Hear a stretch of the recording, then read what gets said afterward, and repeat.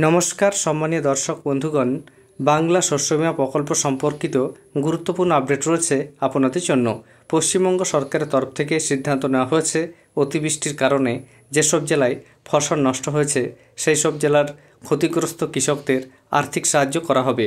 শস্য বীমা প্রকল্পের টাকা তারাই পাবেন যে সকল কৃষক এই প্রকল্পে আবেদন করবেন। তবে আবেদন করলেই হবে না, আপনাকে ক্ষতিগ্রস্ত কৃষক হিসাবে গণ্য হতে হবে, অর্থাৎ আপনার এলাকায় ফসল নষ্ট হয়ে থাকতে হবে। এই ভিডিওতে আমি আপনাদের সামনে দুটি গুরুত্বপূর্ণ প্রতিবেদন তুলে ধরব। সেখান থেকে আপনারা দেখতে পারবেন এই মুহূর্তে কোন কোন জেলায় ফসল নষ্ট হয়েছে। পাশাপাশি আপনাদের জানিয়ে রাখি, যেসব জেলায় এখনও ফসল নষ্ট হয়নি সেসব জেলার কৃষকরাও এই প্রকল্পে আবেদন করে রাখুন, কেননা কখন অতিবৃষ্টি হয় বা অন্যান্য কারণে ফসল নষ্ট হয় কেউ বলতে পারে না। তাই বিনামূল্যে এই প্রকল্পে আবেদন করে রাখুন এবং নিজের ভবিষ্যৎ সুরক্ষিত করুন। চলুন আপনাদের সামনে গুরুত্বপূর্ণ যে আপডেট রয়েছে সেগুলি দেখিয়ে দিই। জলমগ্ন 18,452 হেক্টরের বেশি কৃষি জমি, বিপর্যস্ত জেলায় বাংলা শস্য বীমা ক্যাম্প। কি বলা হচ্ছে বিস্তারিত দেখুন।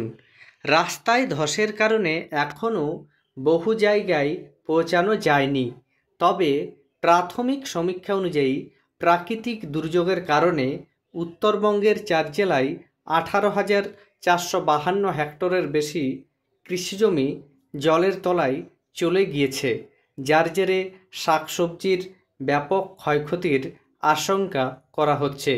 কিছুটা হলেও ধান চাষে ক্ষতির বিষয়টিও উড়িয়ে দিচ্ছে না প্রশাসনিক মহল। তবে জল না নেমে যাওয়া পর্যন্ত ধান চাষের ক্ষয়ক্ষতি সম্পর্কে কিছু বলা সম্ভব নয় বলেই মত বিশেষজ্ঞ মহলের।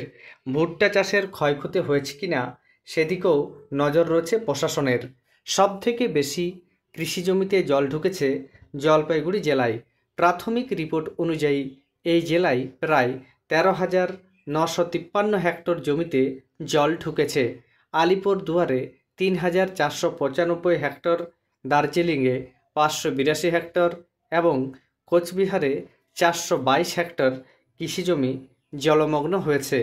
কৃষকদের এই ক্ষয়ক্ষতির হাত থেকে রক্ষা করতে ইতিমধ্যে মাঠে নেমেছে রাজ্য প্রশাসন। বাংলা শস্য বীমায় নাম নথিভুক্তিকরণের জন্য উত্তরবঙ্গের এই জেলাগুলিতে সোমবার থেকেই চালু করা হয়েছে বিশেষ ক্যাম্প। কৃষি দপ্তরের আধিকারিক কর্মীরা এলাকায় এলাকায় পরিদর্শনে গিয়ে সরাসরি চাষিদের সঙ্গে কথা বলে তাদের বাংলা শস্য বীমা প্রকল্পে নাম তুলতে সহযোগিতা করছে। মুখ্যমন্ত্রী মমতা বন্দ্যোপাধ্যায়ের নির্দেশ মতো বুধবার সকালেই উত্তরবঙ্গে যাচ্ছেন পঞ্চায়েত মন্ত্রী তথা কৃষি বিশেষজ্ঞ প্রদীপ মজুমদার। বিভিন্ন এলাকা পরিদর্শন করে কৃষিক্ষেত্রে ক্ষয়ক্ষতি সম্পর্কিত রিপোর্ট দেবেন তিনি। বর্তমানে কৃষি সচিব ওঙ্কার সিং মিনাও আছেন উত্তরবঙ্গে। ত্রাণ কার্য তদারকি করার পাশাপাশি বাংলা শস্য বীমার বেশ কয়েকটি ক্যাম্পেও পরিদর্শন করেছেন তিনি। কৃষি দপ্তর সূত্রে জানা গিয়েছে, বেশ কিছু কৃষিজমি থেকে জল নামতে শুরু করেছে। যে সমস্ত কৃষিজমিতে মাটি বা বালির পলি পড়েছে সেই পলি দ্রুত নামানোর কাজও শুরু করে দেওয়া হয়েছে রাজ্য সরকারের তরফে। তবে যে জমিতে ডলোমাইটের আস্তরণ জমেছে, ভবিষ্যতে সেখানে চাষ কতটা করা যাবে তা নিয়ে উদ্বিগ্ন কৃষকরা। এছাড়াও উত্তরবঙ্গের এই জেলাগুলিতে সাধারণ মানুষের কাছে ন্যায্য মূল্যে শাকসবজি সরবরাহ করতে কৃষি বিপণন দপ্তরের তরফে অতিরিক্ত 29টি চলমান সুফল বাংলা স্টল চালু করা হয়েছে। আবার সুফল বাংলার বিভিন্ন কেন্দ্র থেকে 150 কুইন্টাল আলু বিভিন্ন রিলিফ ক্যাম্পে সরবরাহ করা হয়েছে। পাহাড়ের রিলিফ ক্যাম্পগুলিতে আলু পাঠানো হয়েছে সুফল বাংলা কর্তৃপক্ষের তরফে।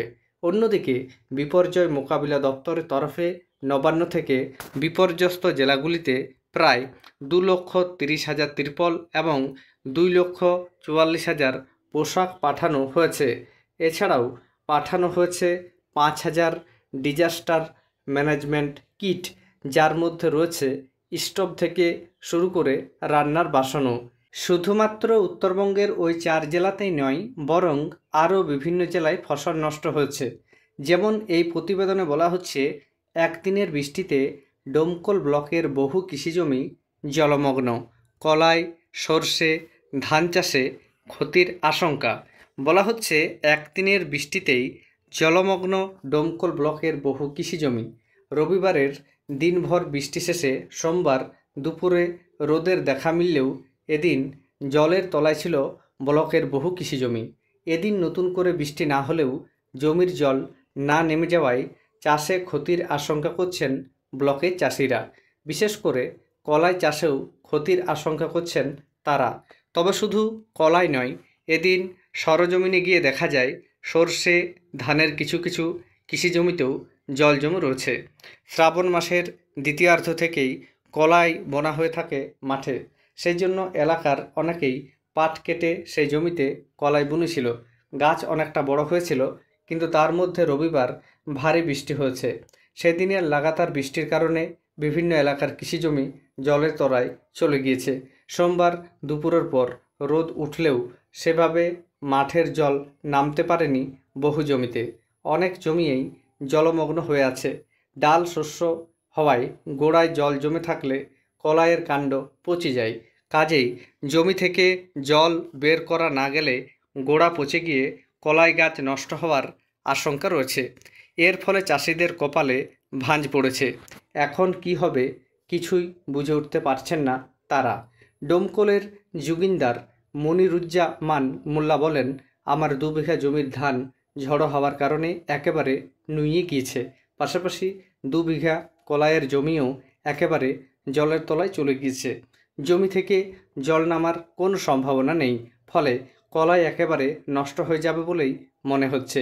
কৃষি দপ্তরের তরফে এখনও কেউ পরিদর্শনে আসেননি। মইনুল হাসান নামে অপর এক চাষি বলেন, আমার প্রায় 1.5 বিঘা কলাইয়ের জমি জলের তলায় ডুবে গিয়েছে। এভাবে জলে ডুবে থাকলে কলাই নষ্ট হয়ে যাবে। কৃষি দপ্তরের এক আধিকারিক বলেন, ওনারা বাংলা শস্য বিমায় আবেদন করতে পারেন। এখন অফিস বন্ধ আছে, খুললে আমাদের তরফে জমি পরিদর্শন করে ক্ষয়ক্ষতি খতিয়ে দেখা হবে। তাহলে বুঝতে পারছেন, শুধুমাত্র উত্তরবঙ্গ নয়, বরং পশ্চিমবঙ্গে যেসব জেলায় ফসল নষ্ট হচ্ছে সেই সব জেলার কৃষকরাই শস্য বীমা প্রকল্পে আর্থিক সাহায্য পাবেন। তবে আপনাদের আর্থিক সাহায্য পেতে হলে অবশ্যই শস্য বীমা প্রকল্পে আবেদন করে থাকতে হবে। এই মুহূর্তে শস্য বীমা প্রকল্পে ফর্ম জমা নেওয়া হচ্ছে, তাই যেসব কৃষক আবেদন করেননি তারা নিজেদের ব্লকে গিয়ে ফর্ম জমা করুন এবং প্রয়োজনীয় ডকুমেন্ট জমা করুন। এবং এখনও পর্যন্ত যাদের ফসল নষ্ট হয়নি তারাও আবেদন করে রাখুন, কেননা ফসল কখন নষ্ট হবে কেউ বলতে পারে না। এই আবেদন করার ক্ষেত্রে আপনাদের কোনো রকমের খরচা লাগবে না, শুধুমাত্র ফর্মের সঙ্গে যে জেরক্স জমা দিতে হবে সেই টাকাটাই খরচ, বাকি সব টাকা সরকারের তরফ থেকে দেওয়া হয়। তাই আপনারা অবশ্যই ফর্ম জমা করে রাখুন এবং ভবিষ্যতে যদি কোনো রকমের ফসল নষ্ট হয় সেক্ষেত্রে আপনারা আর্থিক সুবিধা পাবেন। ধন্যবাদ।